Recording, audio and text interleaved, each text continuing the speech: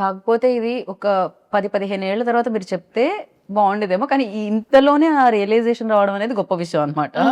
Generally చాలా experience తో వస్తుంది అంటారు కదా, సో ఆ ఎక్స్పీరియన్స్ కంటే ముందే మీకు రియలైజేషన్ ఉంది, అది గుడ్ థింగ్ అన్నిటికంటే. And at the same time like definitely ఒక commercial film, mass film, biggest hero చేస్తున్న ఫిలిం అంటే థియేటర్లో విజువల్స్ నాకు తెలిసి ఫస్ట్ టైం మనం చూసినా కూడా మళ్ళీ ఇంకోసారి వెళ్ళి చూస్తే గానీ డైలాగ్లు అర్థం అవ్వనివ్వరు, ఆ విజువల్స్ అనిపిస్తాయి అనమాట థియేటర్ నుంచి. సో ఎలా ప్లాన్ చేస్తున్నారు 19th కి? మమ్మీతో వెళ్తున్నారా, టీంతో వెళ్తున్నారా సినిమాకి? నేను చెప్పాలి వాళ్ళే ఎక్కడ వెళ్ళనిస్తారో, బట్ నాకైతే మాస్ థియేటర్కే వెళ్ళాలి అనుంది మనసంతా. It's always there, but let's see. నేను actually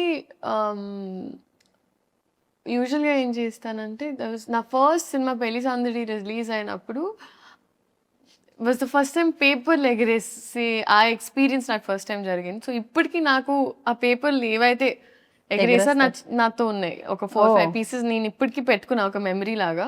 okay. So I feel like ఈ సినిమా కూడా నేను వచ్చేస్తాను. రైట్. చాలా రకాల మాస్ ఫిలిమ్స్ చూసాం మనం, ఈవెన్ ఆయన చేసినవి చూసాను, ప్రీవియస్ గబ్బర్ సింగ్ మనం చూసాం, హరిశంకర్ గారు అండ్ ఆయన కాంబినేషన్లో వచ్చింది, అందులో కూడా ఆయన కాప్ రోల్ ప్లే చేయడం జరిగింది. సో డిఫరెన్స్ ఏంటి ఉస్తాద్ భగత్ సింగ్ కి ప్రీవియస్ కాప్ ఫిలిమ్స్ కి, పవన్ కళ్యాణ్ గారు ప్రీవియస్లీ చేసిన ఫిలిమ్స్ కి అంటే what you say? I think our year in time ki that was Gabbar Singh was huge, and I was a Gabbar Singh fan. And e 2026 ki Ustad Bhagat Singh is apt. Okay. Yeah.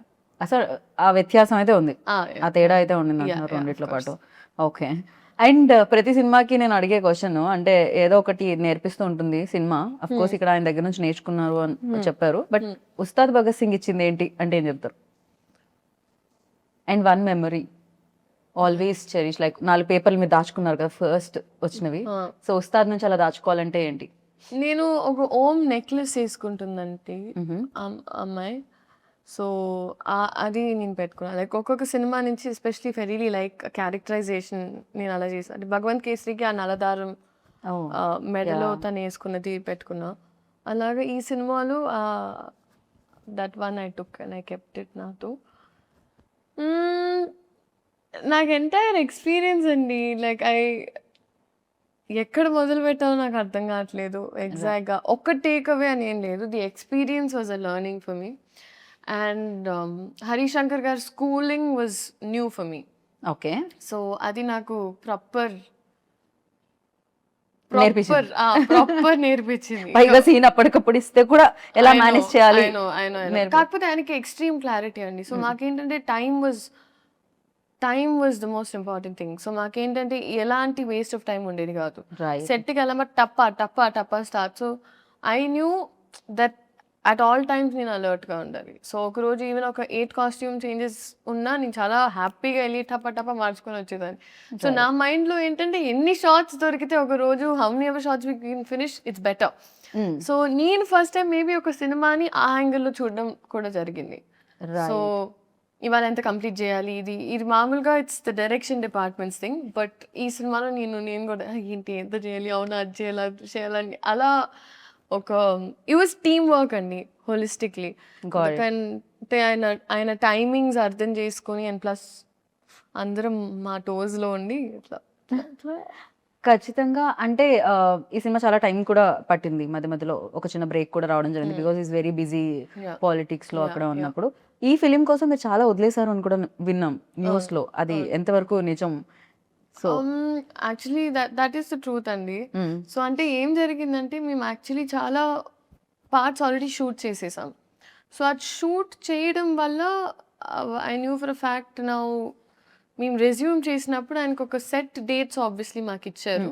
And అదే టైంలో మామూలుగా ఏ సినిమానా they understood, they knew that okay ఈ సినిమా shooting start అవుతుంది. సో అమికబుల్గా అయ్యింది.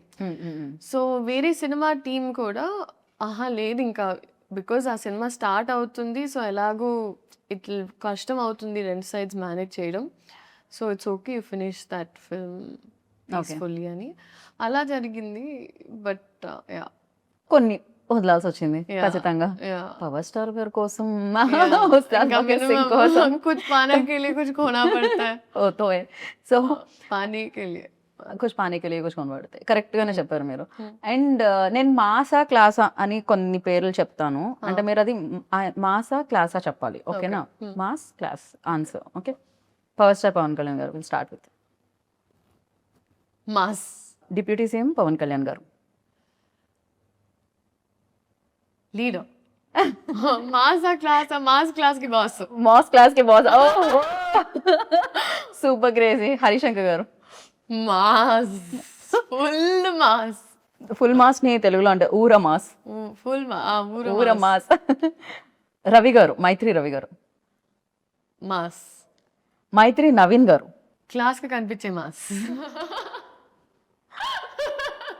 నవీన్ గారు నేను క్లాస్ మాత్రమే ఎక్స్పెక్ట్ చేశాను. నవీన్ గారు క్లాస్ గా కనిపించే మాస్ ఎప్పుడు కనిపించలేదు నాకు. లేకపోతే నా సినిమా తీయాలంటే మినిమం అంత మాస్ ఉండాలి.